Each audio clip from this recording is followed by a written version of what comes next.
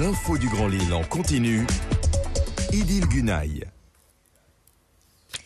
Il est 18h, bienvenue à vous tous dans l'édition du soir. L'actualité près de chez vous, c'est sur Grand Lille TV avec l'info côté route d'abord pour vous dire que ça coince toujours sur l'autoroute A1 avec une dizaine de kilomètres de bouchons dans les deux sens de circulation entre Seclin, Fâche-Tuménil, l'aire de Falampin. Attention également sur l'autoroute A25 avec 3 kilomètres de bouchons entre Entière-en-Wep et la Chapelle d'Armentières vers Dunkerque. Traditionnel ralentissement après la courbe de Babylone sur la rocade de Villeneuve-d'Ascq en direction de Lille. Ça coince également sur la 22 à Marc-en-Barœul-Châteaurouge avec des répercussions sur la rocade de Villeneuve-d'Ascq juste après la courbe de Babylone en direction de la Belgique.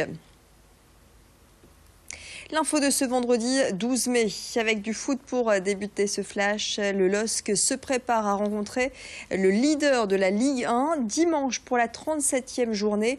Les Dogs, actuellement 11e du championnat, se déplacent à Monaco. Et les Lillois auront fort à faire puisque les Monégasques n'ont perdu qu'un seul match cette saison. Ce sera l'un des derniers matchs de l'entraîneur actuel, entraîneur par intérim, Franck Passy, car Franck Passy laissera sa place en juillet à Marcelo Bielsa. Il s'est exprimé d'ailleurs cet après-midi à l'occasion d'une conférence de presse au domaine de Luchin. Franck Passy dit ne pas avoir de projet concret pour la suite. Il est revenu à l'occasion de cette conférence de presse sur ces quelques mois passés dans le nord de la France. On l'écoute. Il y a une chose que j'ai pu vérifier par contre, c'est que les gens du Nord sont vraiment sympathiques et l'accueil est vraiment sympathique. Voilà. Alors je ne vais pas dire comme dans le film, on arrive en pleurant et on repart avec le sourire. Je ne suis pas arrivé en pleurant, au contraire, je suis arrivé avec le sourire et avec plein d'envie pour la mission dont j'étais chargé, et finalement on y est arrivé. Et voilà, c'est bien pour le LOSC. Et parce que le LOSC va pouvoir démarrer son propre projet à partir de juillet. Et je souhaite une grande réussite à Marcelo Bielsa et à tous les membres de ce club pour qu'ils arrivent à réussir leur projet. Et puis on ne sait jamais, on se dit au revoir, on ne se dit pas adieu. Comme je dis tout à l'heure, je ne suis pas un entraîneur sur la fin, je suis un entraîneur sur le début et on ne sait jamais, peut-être qu'un jour je reviendrai au LOSC. Des propos recueillis par Louis Caillé. Lille-Monaco, coup d'envoi de la rencontre donc dimanche à 21h. C'est donc l'avant-dernière journée de la Ligue 1 avant le match final, fin de cette saison face à Nantes. Ce sera le 20 mai au stade Pierre-Mauroy. Événement ce week-end avec l'organisation de la nuit des cathédrales. C'est l'occasion de pénétrer dans ces lieux chargés d'histoire et de mémoire, comme la cathédrale Notre-Dame de la Treille à Lille, qui participe elle aussi à ce rendez-vous européen. Les visiteurs vont pouvoir découvrir l'exposition au nom des migrants de l'artiste Dominique Beaune, à voir également l'audition de Carillon ou encore de grandes tapisseries dans la nef centrale de l'exposition Lumière dévoilée, signée Pierre Debatty.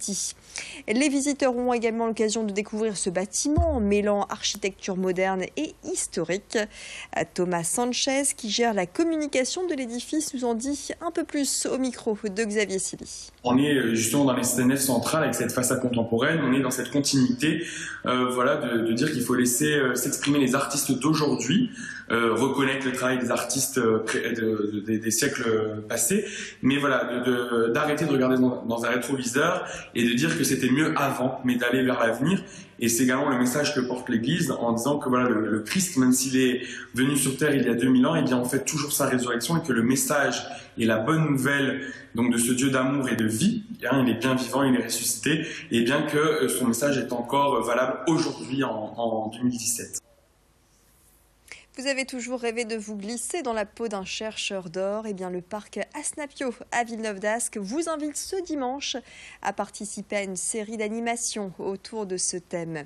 Au programme, un après-midi pour les chercheurs d'or en herbe où les visiteurs vont découvrir l'art de l'orpaillage tel qu'il était pratiqué sous l'Antiquité. C'est un événement gratuit organisé à l'occasion de l'ouverture du parc archéologique et chaque deuxième dimanche du mois désormais. L'animation chercheurs d'or est accessibles dès l'âge de 10 ans. Et pour les plus petits, calligraphie, poterie et découverte de la cuisine du Moyen-Âge seront prévues. Explication complémentaire au micro de Louis Caillé. On va proposer beaucoup d'animations autour de l'Antiquité et du Moyen-Âge, avec notamment Maître Étienne qui va venir faire de la recherche d'or comme on pouvait le faire à l'Antiquité. Donc il y aura une fausse rivière d'installer et les enfants et les grands aussi d'ailleurs pourront chercher de l'or et des pierres semi-précieuses. Donc il y en a plusieurs dans sa rivière et ceux qui les trouvent repartent avec. Mais il n'y en aura pas pour tout le monde. Il y aura aussi l'association Étiquette Nature qui viendra faire des dégustations de plats médiévaux. Et nous, on va proposer des animations autour de la tempera, donc une peinture médiévale au jaune d'œuf, des bourses en cuir, de la fouille plutôt en fin d'après-midi à partir de 17h30. Enfin, il y aura pas mal de choses à faire. Allez, ce concours atypique, à présent, ça va se passer demain au Café Jean, situé rue des Postes à Lille. Il s'agit des qualifications pour le concours du meilleur cracheur de noyaux d'olive. Cela fait 4 ans que l'événement existe. Et il semblerait, d'après les patrons du bar, que ce soit une vieille tradition remise au goût du jour. Demain, pour les participants, il s'agira de se qualifier pour la grande finale qui aura lieu le 2 juillet à la Maison Folie de Oisem. C'est sérieux, des arbitres vérifieront la distance des lancers de noyaux au millimètre près. Inscription demain vers midi pour des qualifications à partir de 15h, suivi d'une soirée DJ. Vincent Vieillard est allé en savoir plus auprès du gérant du café. Bah non, c'est assez... Il y en a qui arrivent très loin, il y en a qui n'arrivent pas. Voilà. Et d'ailleurs, par rapport à ça, ils ont mis en place aussi... ceux qui ont du mal de faire le concours de celui qui le crache le moins loin. Alors en général, donc, le record du Café Jean, il est à 12,50 m.